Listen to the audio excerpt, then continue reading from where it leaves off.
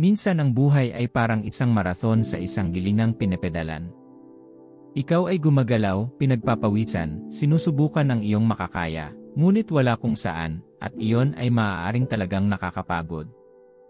Gayunpaman, ang tunay na sakit ay nakasalalay sa tahimik na takot na ginugol mo ang mga buwan, marahil kahit na mga taon, na ibinubuhos ang iyong sarili sa isang bagay na hindi sinadya upang mamulaklak para sa iyo.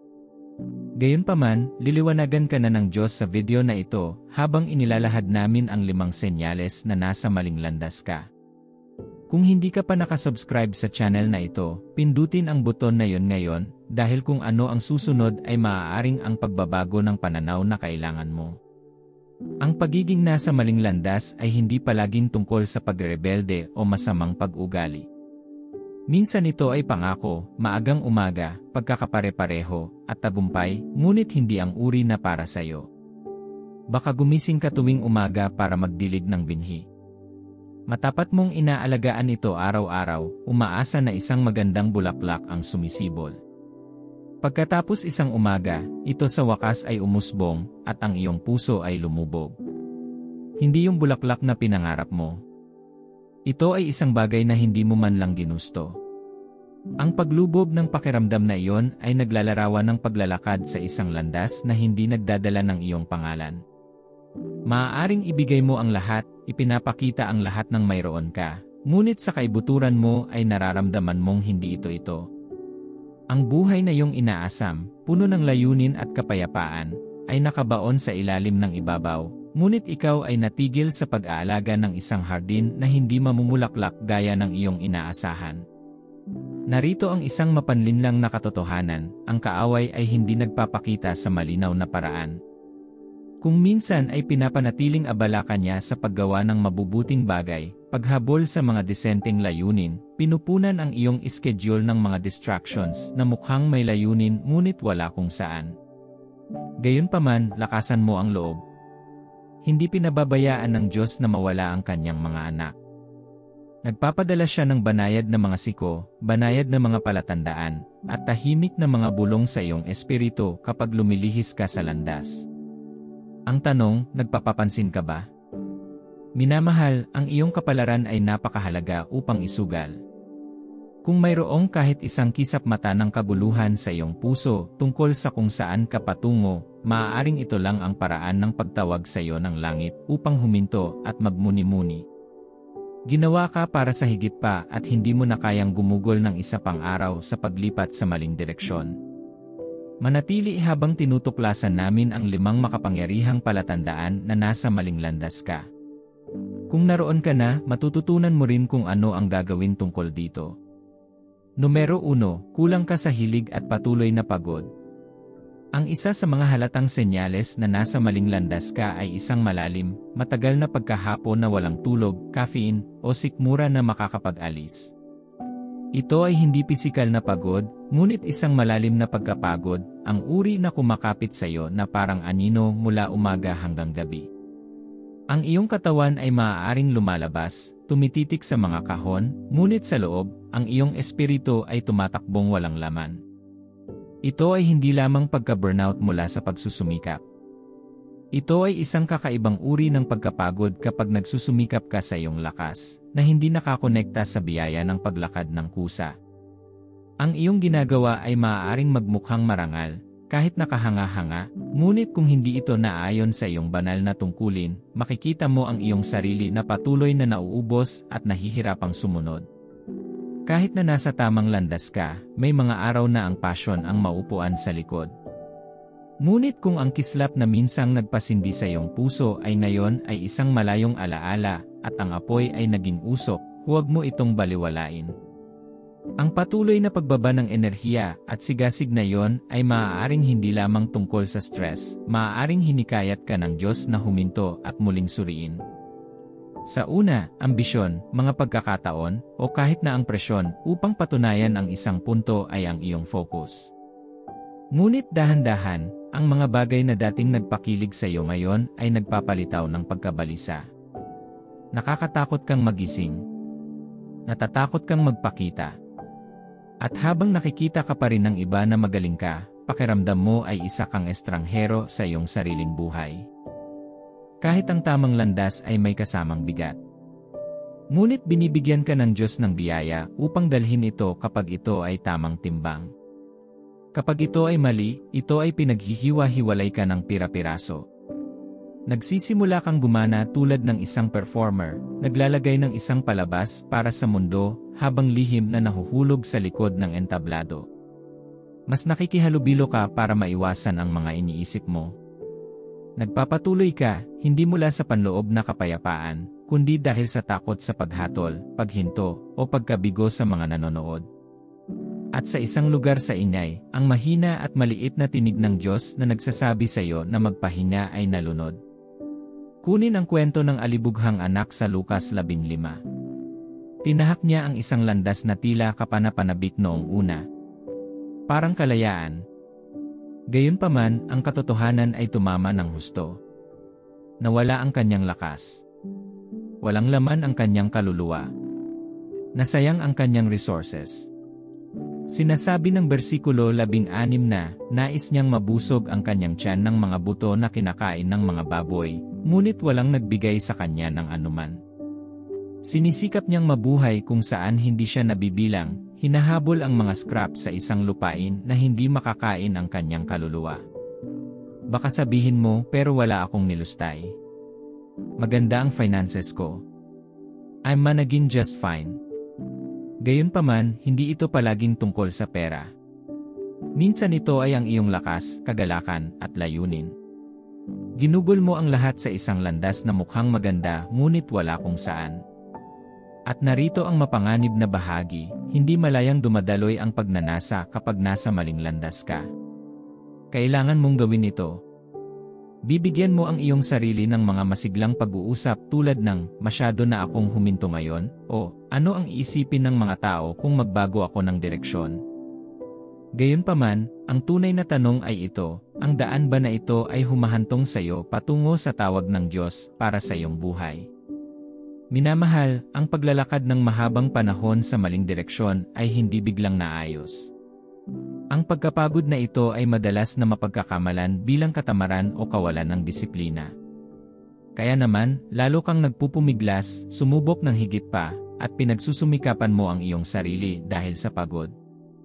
Ngunit paano kung ang pagkapagod na iyon ay hindi kabiguan? Paano kung ang mahinang alarma ni Heaven na nagsasabing, hindi na ito ang daan mo? Minsan ang pagkahapo ay awa sa disgis. Ito ang paraan ng Ama para pigilan ka sa mas malalim na paglubog sa isang bagay na mukhang mabunga, ngunit sa huli ay baog. Ang Diyos ang bumubulong, bumalik ka sa akin. Hayaan mo akong dalhin ang hindi mo dapat. Kaya, kung nakita mo ang iyong sarili na pagod sa isang paraan na ang pahinga ay hindi naayos, huwag magsipilyo. Hindi ito tungkol sa pagtigil dahil lamang sa mahirap ang buhay, ngunit ang pagkilala na ang bigat na iyong kinakaladkad ay hindi kailanman para sa iyong mga balikat noong una. Oras na para huminto sa pagtakbo at simulan ang paglalakbay pabalik sa pagkakahanay, biyaya, at layunin. Number 2, masyado mong pinapakain ang sarili mo. Ang isa pang senyales na maaaring tinatahak mo ang maling landas ay kapag ang pagpapakasaya sa sarili ay tahimik na gumagapang sa iyong buhay. Nagsisimula kang pumili ng kaginhawahan kaysa sa pagtawag at kasiyahan kaysa sa layunin, kahit sa maliliit na pang-araw-araw na desisyon na iyong ginagawa. Nagsisimula ito ng banayad, halos walang kasalanan. Bago mo ito mapagtanto, ikaw ay nagbibigay kasiyahan sa mga pagnanasa na walang kinalaman sa plano ng Diyos para sa iyo. Ang pagpapakasaya sa sarili ay hindi laging dumarating sa anyo ng halatang kasalanan. Ito ay madalas na itinago bilang hindi nakakapinsalang mga gawi tulad ng labis na pagkain, walang katapusang pag-scroll sa hindi na filter na nilalaman, hindi kinakailangang paggastos, labis na pakikipag-usap, o kahit na ihiwalay ang iyong sarili sa ngalan ng pagprotekta sa iyong kapayapaan. Ang mga ito ay maliliit na bagay na dahan-dahang pumuputol sa iyong espiritual na katalinuhan. Minsan ang indulhensya ay nagpapakita hindi sa iyong ginagawa, ngunit sa hindi mo tinatanggihan. Nagsisimula kang magsabi ng sa bawat paanyaya, pagkakataon, at tukso, kahit na bumubulong ang iyong espiritu ng hindi. Ngunit narito ang isang katotohanan na kailangan mong malaman, ang Diyos ay hindi makikipagkumpetensya sa iyong pagnanasa para sa iyong atensyon. Kapag ang Diyos ay wala sa iyong paglalakbay, maging ang isang tila magandang landas ay nagiging mapanganib. Ang Kawikaan 14 na oras 12 minuto ay nagbabala, may daan na tila matuwid, ngunit sa huli ipatungo sa kamatayan. Hindi ito palaging tungkol sa pisikal na kamatayan. Ito ay ang pagkamatay ng iyong paningin, banal na tungkulin, at lapit sa Diyos. Ito ay ang tahimik na pagkalanta ng iyong kaluluwa. The more you indulge, the more na nagiging manhid ka. Ang mga paninindigan na minsang nagpaiyak sa iyo ngayon ay halos hindi na pumukaw sa iyong konsensya. At kapag may taong tunay na nagmamalasakit at sumubok na mag-check-in, babalik ka. Maaari mong sabihin, hinihusgahan mo ako, o hindi ko nararamdaman ang aking espiritu. Gayunpaman, ang kawalan ng convictions ay hindi nangangahulugan na ikaw ay maayos. Ito ay maaaring magpahiwatig ng espiritual na pagkamatay. Nagsisimula kang magkompromiso ng dahan-dahan. Ikaw ngayon ay nagpaparaya o nagdiwang ng mga bagay na minsan mong tinakbuhan. Hindi yan kalayaan. Fall in disgrace yan. At ang pinakamasamang bahagi, hindi mo napapansin na nadudulas ka dahil na-normalize mo na ang drift. Kapag nasa maling landas ka, nagsisimulang maglaho ang iyong gana sa mga bagay ng Diyos. Ang panalangin ay parang isang pasanin. Ang kasulatan ay nagbabasa tulad ng mga walang laman na salita. Ang pagsamba ay nagiging isa pang gawain sa iyong checklist. At habang humihina ang iyong koneksyon sa Diyos, isang walang laman ang nagbubukas sa iyong puso. Iyan ay kapag ang pagpapakasaya sa sarili ay sumugod, sinusubukang punan ang kahungkagan na tanging ang kanyang presensya lamang ang makapagbibigay kasiyahan. Narito ang isang mapanlinlang na katotohanan. Hindi ka palaging tinutukso ng kaaway sa kung ano ang masama. Minsan, ang kailangan lang niyang gawin ay paginhawahin ka. Kung maabala ka niya sa kaginhawahan at kumbinsihin ka na okay ka sa iyong sarili, unti-unti mong mawawala ang iyong kakayahang malaman na ikaw ay naanod. Ngunit, minamahal, ang buhay na may layunin ay hindi itinayo sa ginhawa. Ito ay hinubog ng pagsuko. Kaya naman palagi tayong tinatawag ng banal na kasulatan sa mga disiplina tulad ng pag-aayuno, pag-iisa, at pagpipigil sa sarili. Sinasanay ng mga kasanayang ito ang iyong espiritu at tinutulungan kang mabawi ang kontrol mula sa mga pananabik na naglalayong manguna sa iyo. Hindi mo lang matutupad ang isang banal na layunin habang patuloy na pinapakain ang iyong laman. Ang tamang landas na minarkahan ng presensya ng Diyos ay nangangailangan ng espiritual na pagkakahanay.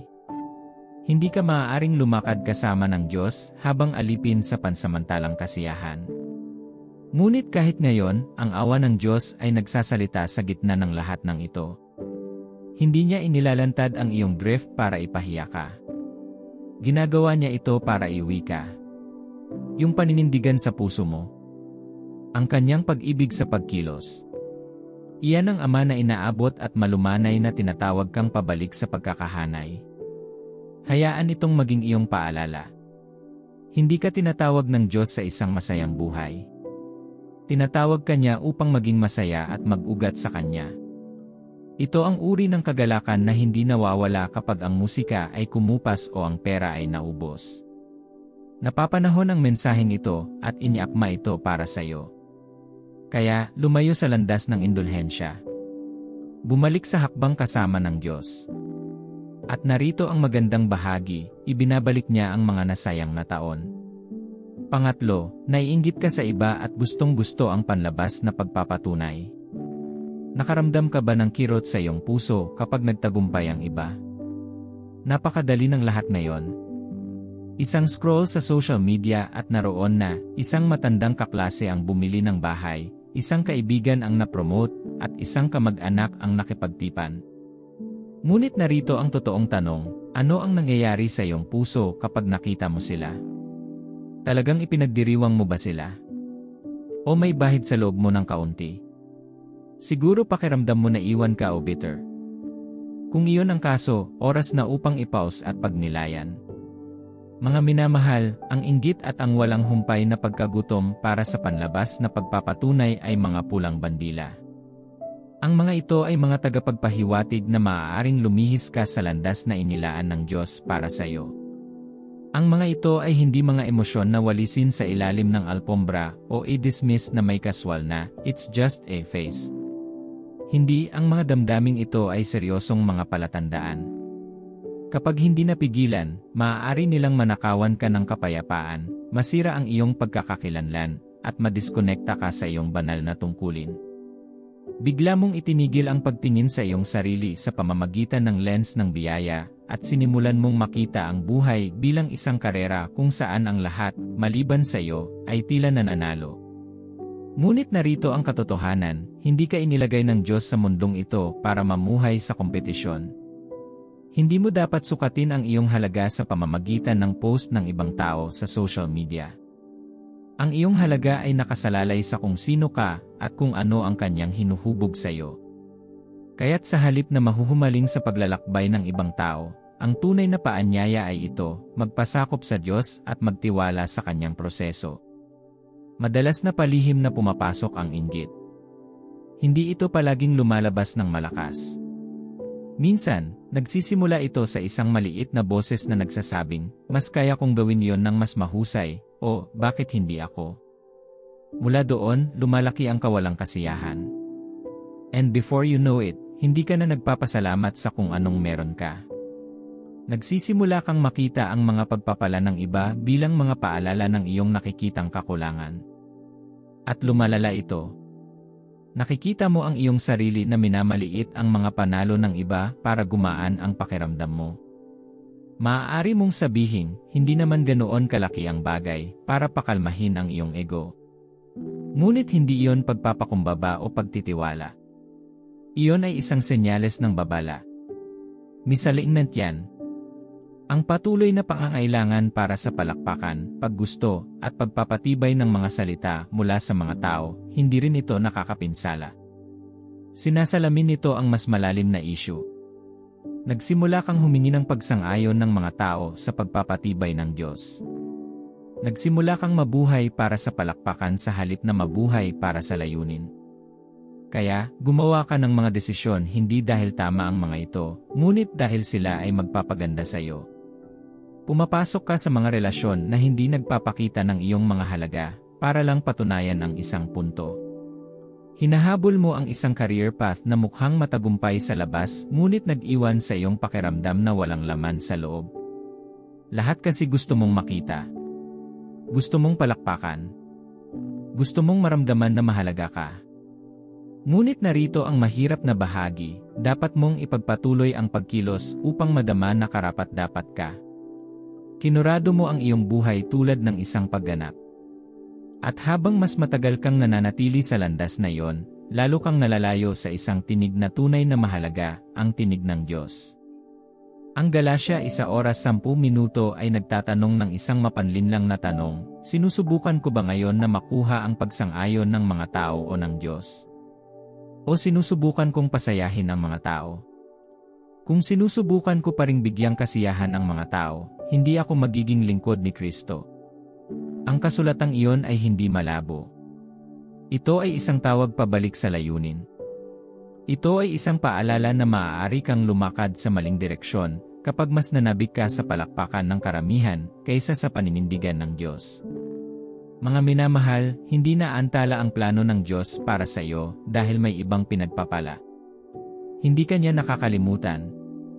Hindi ka niya pinaparusahan. Inihahanda ka niya. At hindi mo kayang isabotahe ang paghahandang iyon sa pamamagitan ng pagkuha sa paghahambing.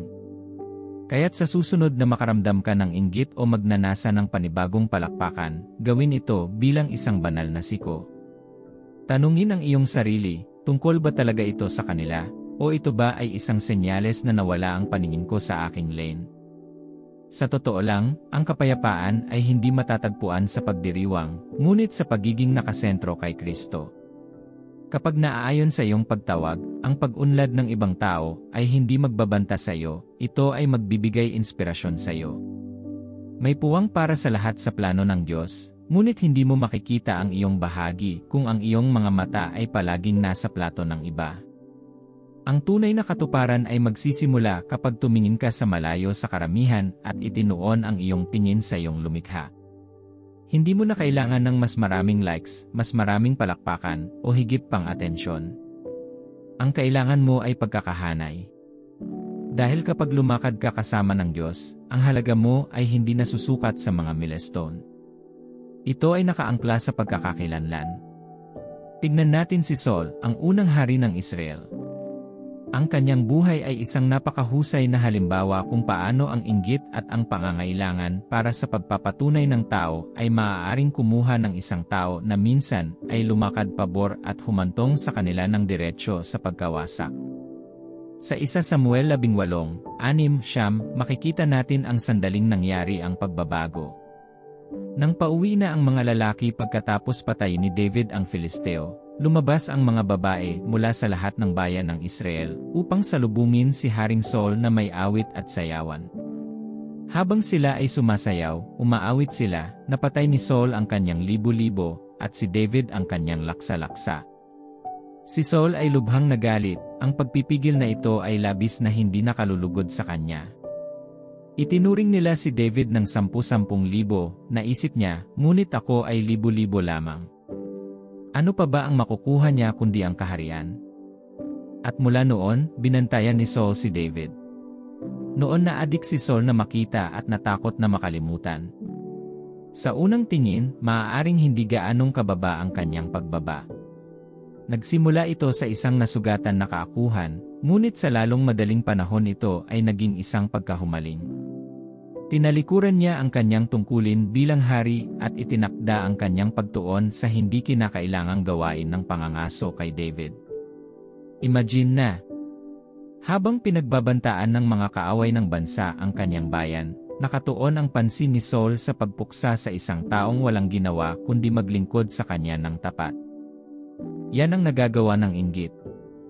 Pinapaputi nito ang iyong paghatol.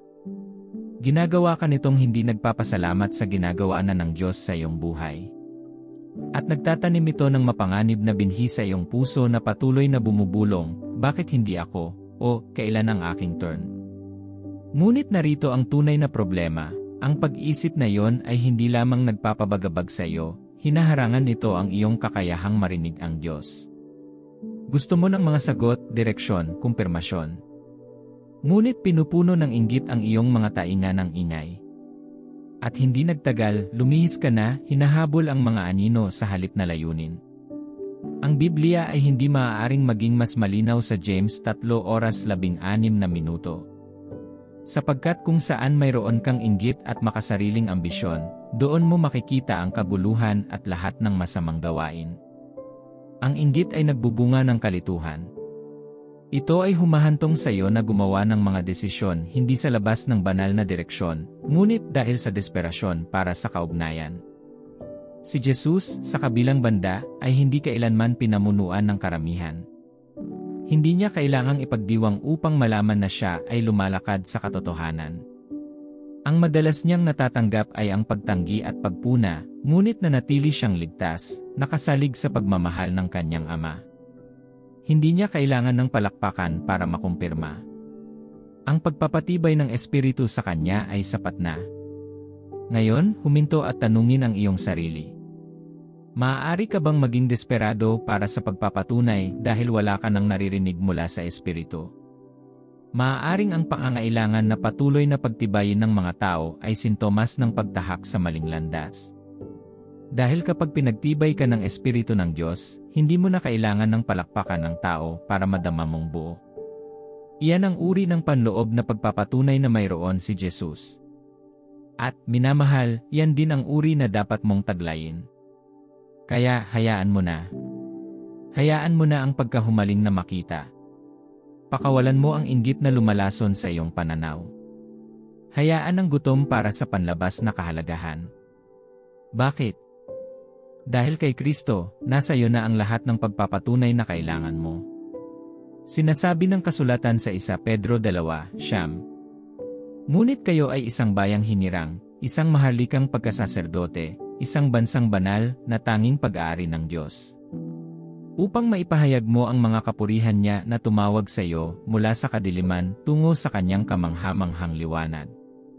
Napili ka na. Mahalaga ka na. Nakita mo na. Kaya tigilan mo na ang pagsusumikap. Itigil ang paghahambing. Itigil ang pagsisikap na manalo sa isang karera na hindi sa iyo upang tumakbo. Iangat ang iyong ulo. I-recalibrate ang iyong direksyon. At hanapin muli ang tamang landas dahil ang tamang landas ay ang kasama ng Diyos. Ngayon, sumisid tayo sa huling dalawang palatandaan na maaaring magpahiwatig na naglalakad ka sa maling direksyon. Tutulungan ka nilang maunawaan ng mas malalim at maiayon ka sa perpektong kalooban ng Diyos. Numero 4, ikaw ay desperado para sa pagtakas at pagbabago. Kung palagi kang nakadarama ng desperado na pagnanais na tumakas at isang hindi matitinag na pananabik para sa pagbabago sa kaibuturan ng iyong puso, maaaring ito ay isang banal na senyales. Isang senyales na kung nasaan ka ay hindi kung saan ka dapat manatili. Pakiramdam mo ay nakulong ka, maaaring hindi pisikal, ngunit emosyonal, espiritual, at mental.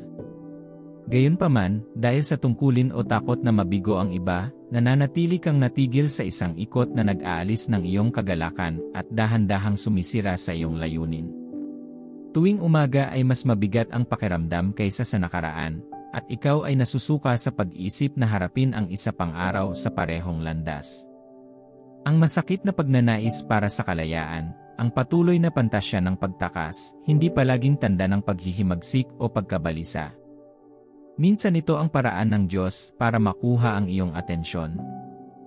Ang tamang landas ay madalas na nangangailangan ng pagtitiis, ngunit hindi ito dapat pakiramdam na parang isang bilangguan. Kung ang iyong paglalakbay ay parang pagkaalipin kaysa layunin, oras na para huminto. Ang panloob na pag-iyak para sa isang bagay na higit pa ay maaaring ang iyong puso ay umaalingawmaw sa panawagan ng Diyos para sa muling pagkakahanay. Minsan humahakbang tayo sa mga landas na may mabuting hangarin para pasayahin ang iba, magmukhang responsable, o dahil mukhang tama ito sa panahong iyon. Ngunit hindi sapat ang mabuting hangarin upang mapanatili ka kung saan hindi ka ipinadala ng Diyos. Ang kalooban ng Diyos ay hindi na manatili ka para lamang iligtas ang mukha. Ang buhay ng pagsama-sama, ang pakiramdam na nagsusumikap para lamang mahanap ang iyong sarili sa simula, hindi iyon ang banal na tadhana. Ito ay isang senyales na kailangan mo ng pag-redirect. At marahil natakot kang isipin na mayroon pa. Marahil ay binansagan mo ang pagnanais para sa pagbabago bilang pagsuway. Ngunit hindi, ang iyong nararamdaman ay maaaring ang banayad na sindak ng Diyos, na nagsasabi sa iyo na nanatili ka ng napakatagal sa isang lugar na nalampasan ang tungkulin nito sa iyong buhay. Ang mga Israelita ay komportable sa loob ng maraming taon sa ilalim ng mahirap na trabaho sa Ehipto. Ngunit ang kanilang pagnanais para sa pagpapalaya ay tumindi nang ang Diyos ay handa nang ilipat sila sa pangako. Ang kanilang mga daing ay umabot sa langit at ang Diyos ay tumugon, hindi dahil sila ay perpekto, ngunit dahil ang kanilang oras sa pagkaalipin ay tapos na. Kunin ang Jabez bilang halimbawa. Ang kanyang kwento sa 1 Kronika 4:10 ay nagpapakita ng isang buhay na nagsimula sa sakit. Ang kanyang pangalan lamang ay isang paalala ng kalungkutan. Ngunit may isang bagay sa kanya na nagnanais ng higit pa. Sumigaw si Jabez sa Diyos ng Israel, "O, pagpalain mo nawa ako at palakihin ang aking teritoryo. Sumainyo nawa ang iyong kamay at ilayo mo ako sa kapahamakan upang ako'y mawalan ng sakit." At pinagbigyan ng Diyos ang kanyang kahilingan. Napasigaw siya dahil hindi na kinaya ng kanyang kaluluwa ang bigat ng kinaroroonan niya. Ang kanyang desperasyon ay hindi kahinaan. Ito ay catalytic. Ito ang mismong bagay na nag-trigger ng interbensyon ng Diyos. Kaya ito ang katotohanan. Hindi mahalaga kung paano ka napunta sa landas na iyon. Marahil ito ay iyong pinili. Siguro ang buhay ang nagtulak sa iyo doon. Marahil ay sinusubukan mo lamang na maging responsable. Ngunit kung nasaan ka ngayon ay puno ng patuloy na pagkabigo at kalungkutan sa loob, Huwag mong baliwalain ang pagpukaw sa iyong espiritu. Ang pagkabalisa na iyong nararamdaman ay hindi isang pagkakamali. Ito ay isang banal na pahiwatig. Huwag pansinin ito. Tulad ni Jabez, taasan mo ang iyong boses. Huwag magpakatatag sa isang buhay na mukhang okay lang sa labas pero parang kawalan ng pag-asa sa loob. Sumigaw ka. I redirect. Shift ngayon, hindi bukas. Dahil kapag tinawag ka ng Diyos sa isang bagay na mas malaki, ang kaginhawaan ay nagiging pagkakulong, at ang kapayapaan ay hindi darating hanggat hindi mo naayon sa kanyang kalooban. At ngayon, tuklasin natin ang panghuling senyales na maaaring magbunyag na tinatahak mo ang maling landas. Ang isang ito ay mas malalim pa sa estado ng iyong kaluluwa. Numero 5, nawala ang iyong panloob na kapayapaan. Ito ay isa sa mga pinaka-nagsasabing senyales na may sira. Kapag lumalakad ka sa landas na inihanda ng Diyos para sa iyo, isang banal na kalmado ang umaangkla sa iyong kaluluwa, kahit na sa mga panahong walang katiyakan. Ang kapayapaang iyon ay ang selyo ng pagkakahanay ng Diyos. Ngunit kapag lumayo ka sa kanyang landas, ang madalas na kasunod nito ay kaguluhan, pagkabalisa, takot, kaguluhan, anumang bagay maliban sa kapayapaan. Yung bigat na nagpapabilis ng tibok ng puso mo sa katahimikan ng gabi. Yung isip na hindi maaayos sa maghapon. Hindi ito basta-basta. Ito ay isang bulong mula sa langit, malumanay na nagbabala sa iyo na may mali. Maaaring hikayatin ka ng mundo na huwag pansinin ang pakiramdam na iyon at patuloy na itulak. Ngunit tinatawag ka ng Diyos upang makinig. Ang panloob na pagkabalisa ay maaaring magresulta mula sa isang desisyon na ipinanganak dahil sa takot, hindi sa pananampalataya. Maaaring ito ay isang relasyon na pinanghahawakan mo sa kabila ng tahimik na pag-udyok ng Diyos na bitawan.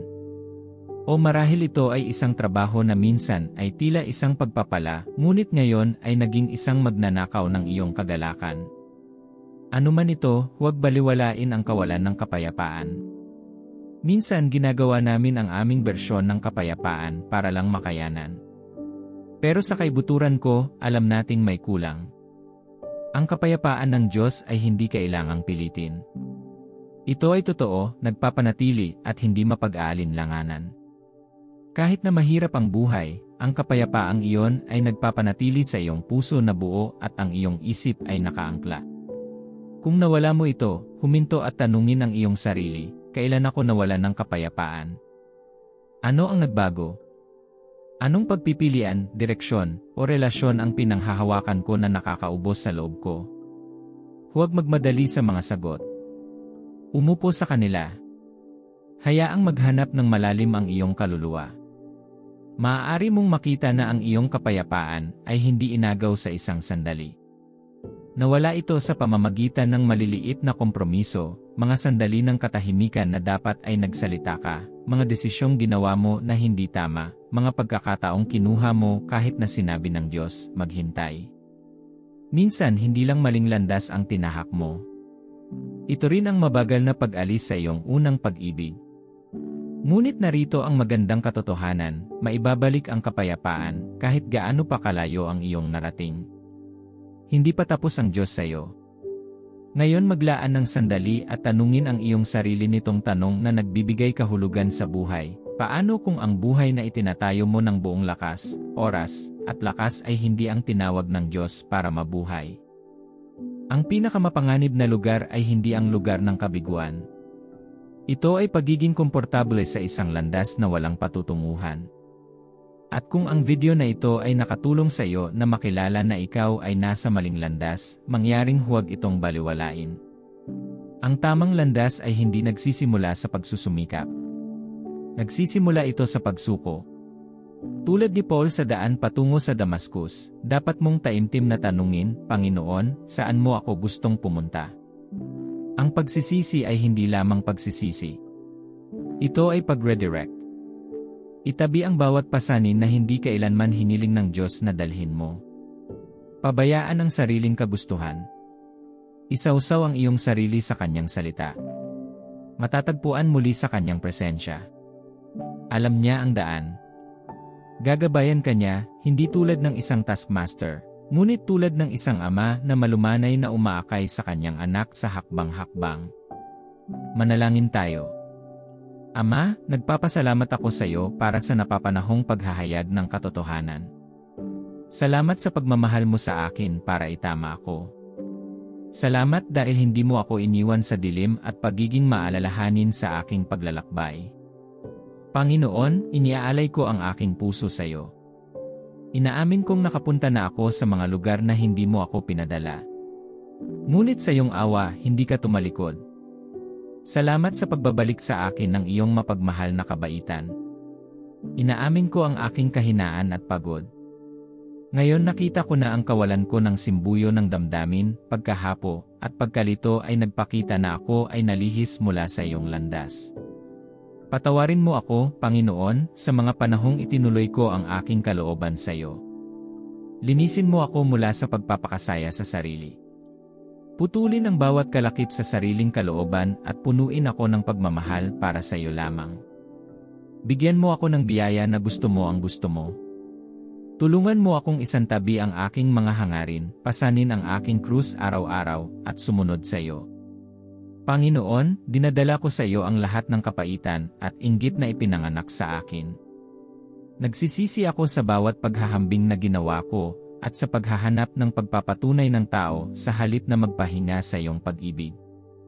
Tanggalin mo sana ang selos at insecurity sa puso ko. Ipaalala sa akin na ako ang iyong obra maestra. Turuan mo akong makahanap ng kagalakan sa aking pagiging natatangi. Gawing pananabik sa iyong kalooban ang aking pagnanais na makatakas. Lord, pagod na akong magpanggap. Gusto kita higit pa sa gusto ko ng kaginhawahan, higit pa sa gusto ko ng palakpakan, higit pa sa gusto ko ng tabumpay. I-redirect ang aking mga hakbang, Panginoon. Akayin mo ako sa mga landas na humahantong sa pagkawasak at patnubayan mo ako sa landas ng buhay. Bigyan mo ako ng kalinawan kung saan ako nalilito. Nangako ka na tuturuan mo ako kung paano ako pupunta, at payuhan mo ako na ang iyong mapagmahal na mata ay nasa akin. Panginoon, tuparin mo ang iyong salita sa aking buhay. Turuan mo akong sumunod kahit mahirap ang pagsunod. Hayaan mong hindi na ako madadala sa aking emosyon. Patnubayan mo ako sa pamamagitan ng iyong espiritu lamang. At sa pagpapanumbalik mo sa akin, tulungan mo akong lumakad sa pagmamataas at pagpapakumbaba. Hayaan ang aking paglalakbay na maging isang patotoo na nagbabalik sa iba sa iyo. Punuin mo ako ng iyong kapayapaan, ang uri na higit sa lahat ng pangunawa. Hayaang bantayan ng kapayapaang iyon ang aking puso at isipan kay Kristo. Bigyan mo ako ng lakas na palayain ang bawat relasyon o koneksyon na humihila sa akin palayo sa iyong layunin. Panatilihin ang puso kong nakatutok sa iyo mula sa araw na ito.